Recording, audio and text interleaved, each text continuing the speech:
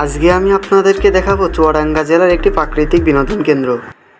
আমি আজকে রওনা দিয়েছি কার্পাসডাঙ্গা আটচালা ঘর থেকে গন্তব্য DC eco park Shibnagar Damohda Chuadanga. সাথে আজকের রোদ অনেক সুন্দর। আপনারা যদি চুয়াডাঙ্গা শহর থেকে সরাসরি বাস অথবা লেগুনা করে শিবনগরে আসতে চান, চুয়াডাঙ্গা থেকে বাস অথবা সিএনজি অথবা অটোরিকশা নিয়ে দামোহদা বাস স্ট্যান্ডে আপনাদেরকে আসতে হবে। সেখানে লেগুনা বা ভ্যানে পার্কে আসতে পারেন। যদি চুয়াডাঙ্গা থেকে আসতে চান তাহলে দামোহদা বাস স্ট্যান্ডে সিএনজি অথবা যে কোনো যানবাহনে উঠলে সেখান থেকে শিবনগর পর্যন্ত ভাড়া পড়বে 35 টাকা। দামোহদা বাস স্ট্যান্ড থেকে পার্কে যদি সম্পূর্ণ একটি গাড়ি রিজার্ভ করে আসতে চান তাহলে সম্পূর্ণ গাড়ির খরচ আসবে 2 থেকে 300 টাকা। আমি এখন যে রাস্তা দিয়ে যাচ্ছি এখানেই সেই ভাইরাল পেঁয়াজুর দোকান পাশে পড়ছে। তো অনেক অপেক্ষার পর আমরা ফাইনালি চলে এসেছি ডিসি ইকো পার্কের সেই তালসারি মোড়ে। আর এই তালসারি নামকরণ করা হয়েছে, আপনারা দেখতে পাচ্ছেন রাস্তার দুই ধারে ধারে অনেক ধরনের রকমের গাছ, তার সাথে রয়েছে তাল গাছ। এই কারণেই এই জায়গাটির নাম হয়েছে তালসারি।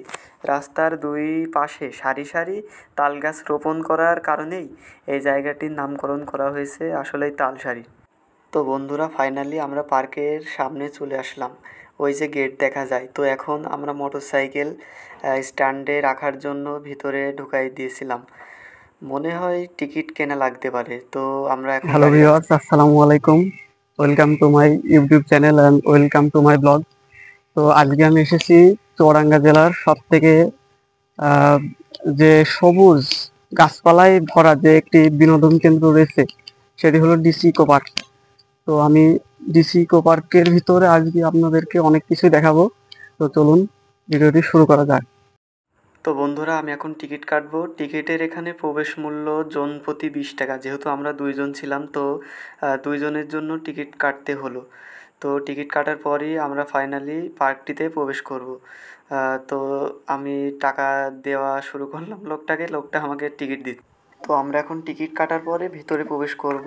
তো আশেপাশের পরিবেশটাও আসলে অনেক সুন্দর লাগছে। এখানে একটি টিকিট নেওয়ার জন্য লোক আছে, তাকে টিকিটটা দেখিয়েই ভিতরে প্রবেশ করতে হবে। তো চলুন তাকে টিকিটটা দেখানোর পালা এবার। তো ভিতরে প্রবেশ করা যায়। ভিতরে প্রবেশ করতেই যেটি আমি লক্ষ্য করলাম সেটি হলো এখানকার সবুজ পরিবেশ। তো বন্ধুরা, এই পার্কটির অবস্থান শিবনগর দামোহদা চুয়াডাঙ্গা। এর মূল দেউলিয়া নফরচন্দ্র পাল চৌধুরীর আমবাগান।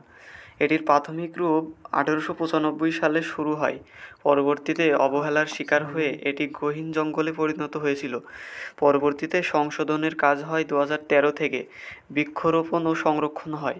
এই পার্কটিতে প্রাণের উদ্যোগ হয় 2014 থেকে 2016 সালে। এটি ইকো পার্ক নামকরণ করা হয় এবং এটাতে যোগ করা হয় মিনি চিড়িয়াখানা ও একটি ক্যাফে। এই পার্কটির প্রধান আকর্ষণ হলো এটির সবুজ বন, এখানে নৌকা ভ্রমণ ও মিনি চিড়িয়াখানা। আসলে বিলের ধারে দাঁড়িয়ে অনেক বাতাস বইছে আর অনেক ভালোই লাগছে। আপনি চাইলে এই পার্কে এসে নৌকা ভ্রমণের যে আনন্দটা সেটা উপভোগ করতে পারেন। তার সাথে এখানে দাঁড়িয়ে যে ছবি ওঠা যায়, অনেক সুন্দর ছবি তোলা যায় শুনেছি। তো ছবি তুলতে পারেন, তার সাথে এনজয় করতে পারেন এখানকার ঠান্ডা বাতাস। এই পার্কটিতে রয়েছে একটি ভাসমান স্থাপত্য বা বিল্ডিং, যা ভ্রমণ পিপাসুদের মন কেড়েছে। অনেকে এখানে ছবি তুলতে ব্যস্ত থাকেন। আসলে এখানে নিজের চোখে স্বচক্ষে দেখলাম ছবি তোলার জন্য একটি জায়গা।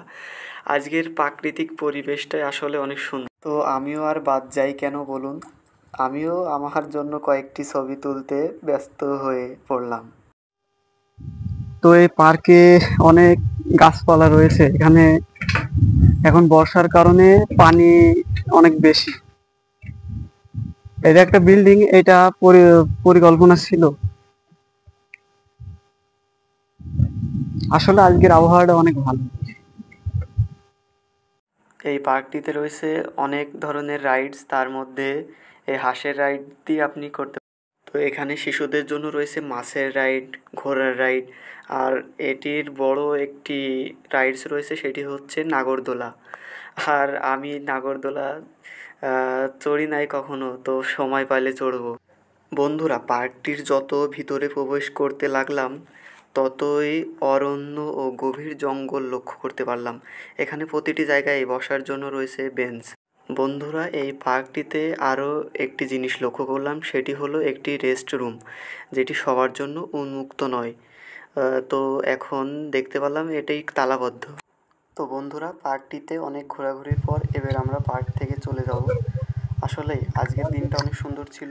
পার্কটি আসলে অনেক সুন্দর। আপনারা চাইলে আসতে পারেন। পার্কটির যে সবুজ ও প্রাকৃতিক পরিবেশ আছে, আপনাদের মনকে করবে সতেজ ও চিরতাজা। আপনারা চাইলে এসে এই প্রাকৃতিক পরিবেশকে উপভোগ করে দিনটা সুন্দরভাবে কাটিয়ে যেতে পারেন। ভিউয়ার্স, আজকের ব্লগটি এই পর্যন্তই। তো দেখা হবে পরের কোনো ব্লগে।